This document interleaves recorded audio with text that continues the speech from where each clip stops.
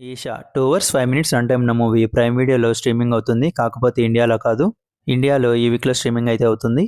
Movie ఎలా ఉందో తెలుసుకుందాం. దానికంటే ముందు చాలా మంది చూస్తున్నారు గానీ సబ్స్క్రైబ్ అయితే చేసుకోవట్లేదండి. కొంచెం సబ్స్క్రైబ్ చేసుకోండి. మాకు కొంచెం సపోర్ట్ ఇచ్చినట్టు ఉంటుంది. మూవీ నాకైతే అంతగా నచ్చలేదు. Below average ఫీల్‌నిచ్చింది. మూవీ మనల్ని భయపెడుతుందా అంటే ఒక 2, 3 ప్లేస్‌లలో అయితే భయపెడుతుంది. మూవీలో మనల్ని భయపెట్టే సీన్స్ అయితే లేవు కానీ బ్యాక్‌గ్రౌండ్‌లో వచ్చే మ్యూజిక్ మాత్రం భయపెడుతుంది. బ్యాక్‌గ్రౌండ్ మ్యూజిక్ చాలా బావుంది. స్టోరీ విషయానికొస్తే చిన్నప్పటి నుంచి నలుగురు ఫ్రెండ్స్ దెయ్యాలు, ఆత్మలు లేవని నమ్ముతూ ఉంటారు.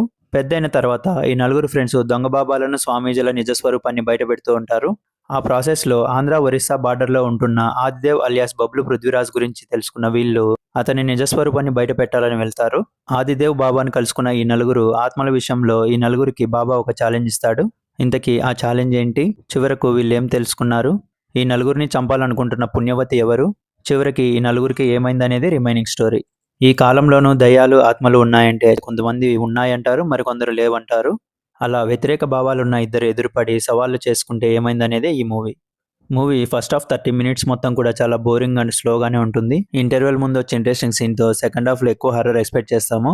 కానీ ఎక్స్‌పెక్ట్ చేసినంత అయితే ఉండదు. మూవీలో ఏదైనా బావుందంటే అది ఒక క్లైమాక్స్ మాత్రమే. ఆ ట్విస్ట్ కూడా పర్వాలేదనిపిస్తుంది. అకస్మాత్తుగా చనిపోయిన వాళ్ళు ఆత్మలుగా ఎందుకు మారతారు అనేది చాలా బాగా చూపించారు. సినిమాటోగ్రఫీ, బ్యాక్‌గ్రౌండ్ మ్యూజిక్ చాలా బావున్నాయి. బ్యాక్‌గ్రౌండ్ మ్యూజిక్ మనల్ని భయపెట్టేలా చేస్తుంది. పర్ఫార్మెన్సెస్ విషయానికొస్తే మెయిన్ లీడ్‌గా చేసిన నలుగురు ఫ్రెండ్స్ పర్వాలేదనిపిస్తారు. ఆదిదేవ్ బాబాగా పృథ్వీని ఇంకా కొంచెం పవర్‌ఫుల్‌గా చూపించుంటే బావుండనిపించింది. పుణ్యవతి ఆత్మ ఆవహించిన అతను కూడా చాలా బాగా చేశాడు. ఫైనల్ వర్డిక్ట్ ఏంటంటే మూవీ చూసి భయపడేంత అయితే ఏమీ లేదు. క్లైమాక్స్ కొంచెం పర్వాలేదనిపిస్తుంది. హారర్ మూవీస్‌ని ఇష్టపడే వాళ్ళు టైమ్ పాస్‌కి చూడాలనుకుంటే ట్రై చేయొచ్చు. రిమైనింగ్ ఆడియన్స్ స్కిప్ చేసేయొచ్చు. ఫ్యామిలీతో కలిసి చూడొచ్చు. ఎలాంటి అడల్ట్ కంటెంట్ లేదు. దీనికి నేను ఇచ్చే రేటింగ్ 2.5/5.